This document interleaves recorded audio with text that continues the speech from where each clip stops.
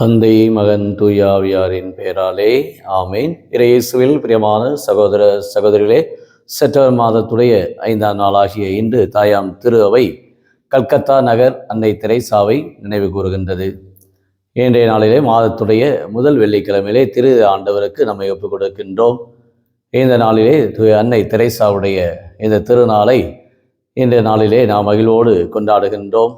வாழும் புனிதையாக இந்த உலகத்திலே இரக்கத்தினுடைய ஒரு வெளிப்பாடாக, அன்பினுடைய வெளிப்பாடாக, சமாதானத்தினுடைய புறாவாக வலம் வந்த தூய அன்னை தெரேசாள் தன் வாழ்நாளிலே 1910ஆம் ஆண்டு இந்த உலகத்திலே பிறந்து தன் வாழ்நாளிலே கன்னியராக வேண்டும் என்ற ஒரு ஆர்வத்தோடு தன்னுடைய வார்த்தைப்பாடை எடுக்கக்கூடிய 1925ஆம் ஆண்டு கார்மேல் சபை புனிதை சிறுமலர் தெரேசாள் புனிதர் பட்டம் பெற்ற அந்த ஆண்டிலே தன்னுடைய பெயர் ஆக்னஸ் பொகோலியோ என்ற அந்த பெயரை தெரேசா என்று தன்னுடைய வாழ்நாளிலே மாற்றிக்கொள்ளுகின்றாள்.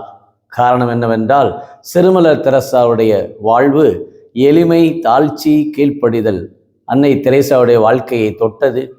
காரணம், சிறு வயதிலேயே ஆக்னஸ் அன்னை தெரேசா வாழ்ந்த அந்த காலங்களிலே இயேசு சபை குருவானவர்கள் இந்த ஏழை மக்களுக்கு, எளிய மக்களுக்கு உதவ வேண்டும் என்ற ஒரு நல்ல கருத்தை அவள் சிறு வயதிலேயே மறைக்கல்வி படிக்கின்ற பொழுதே பெற்றுக்கொண்டாள். இவ்வாறாக வெளிநாட்டிலே இருக்கின்ற பொழுதே இந்தியாவிலே இவ்வளவு வறுமை இருக்கிறது என்பதை தெரிந்து கொண்ட அன்னை தெரேசா தன் வாழ்நாளிலே டார்ஜிலிங்க்கு ஒரு முறை தியானத்துக்காக பயணிக்கின்ற பொழுது அந்த கல்கத்தா நகரை அந்த வாகனத்திலே செல்லுகிற பொழுது பார்க்கின்றான்.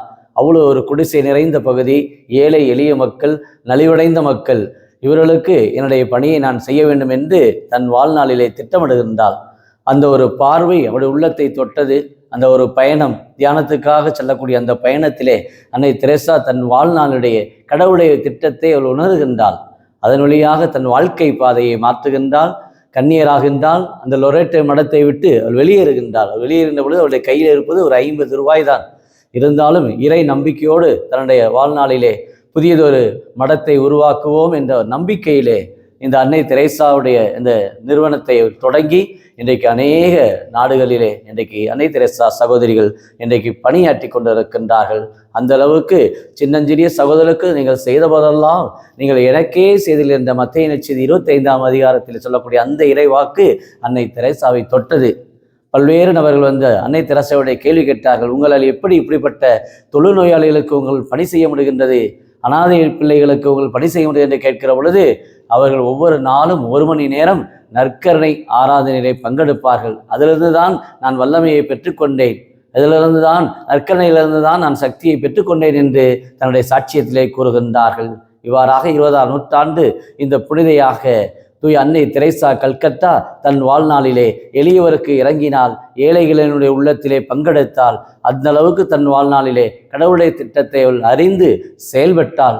இறை நம்பிக்கையோடு பயணித்தாள். பல்வேறு சவால்கள், பல்வேறு இன்னல்கள், இடையூறுகள் எது வந்தாலும் ஆண்டவர் என் சார்பாக இருக்கிறார் என்று பவுலடியார் சொல்வது போல, வேதனையா, துன்பமா, கலாபனையா, எது நம்மை கிறிஸ்துடைய அன்பிலிருந்து நம்மை பிரிக்க முடியும் என்ற ஒரு உயர்ந்த அந்த நோக்கோடு தன் வாழ்நாளில் அன்னை தெரேசா பயணித்தால் இன்றைக்கு புனிதையாக இன்றும் பல புதுமைகளை, இன்றைக்கும் அன்னை தெரேசா இன்றும் ஏழைகளுக்கு இறங்கக்கூடியவளாக இன்னும் பல புதுமைகளை இன்றைக்கு காட்டிக் கொண்டிருக்கின்றார்.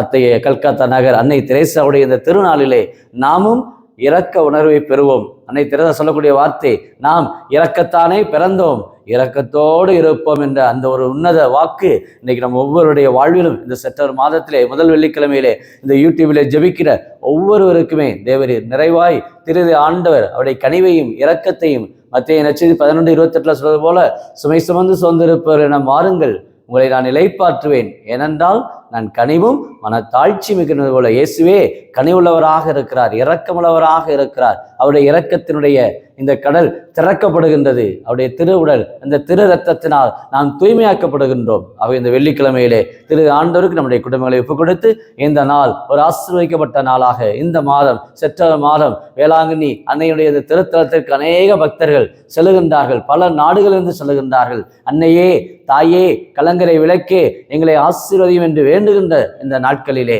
நாமும் நம்முடைய வாழ்க்கையை அன்னையுடைய கரங்களிலே ஒப்புக் கொடுப்போம். திரு ஆண்டவர் நம் குடும்பத்திற்கு அளவிறந்த இரக்கத்தையும் அன்பையும் கொடுக்கும்படி வேண்டி ஜெபிப்போம். ஜெபிப்போமாக.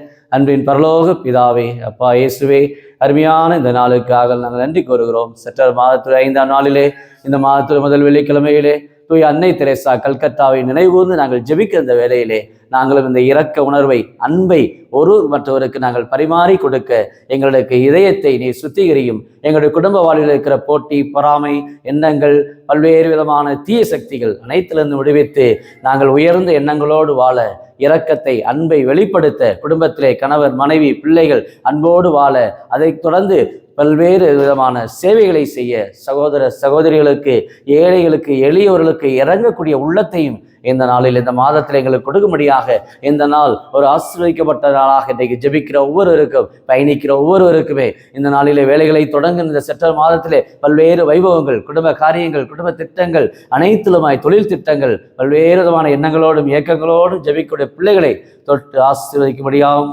வழிநடத்தும்படியாகவும் நீரே எங்களுக்கு சத்தியமும் ஜீவனுமாக இருந்த ஒவ்வொருவரையும் திடப்படுத்த அன்னை தெரேசாவை இவ்வாறு வழிநடத்தினீரோ, அவர்கள் பல்வேறு மடங்களை, அநாத இல்லங்களை, சேவை நிறுவனங்களை நிறுவியது போல எங்களுடைய அன்றாட வாழ்க்கையிலும் நாங்கள் பிறர் நலனில் நாங்கள் அக்கறை உள்ளவர்களாக பிறருக்கு எங்களை அர்ப்பணிக்க நல்ல உள்ளத்தையும் தாராள மனதையும் எங்களுக்கு கொடுத்து இந்த நாள் ஒரு ஆசீர்வதிக்கப்பட்ட நாளாக கொடுக்கும்படி கிறிஸ்து வழியாக உம்மை மன்றாடுகிறோம்.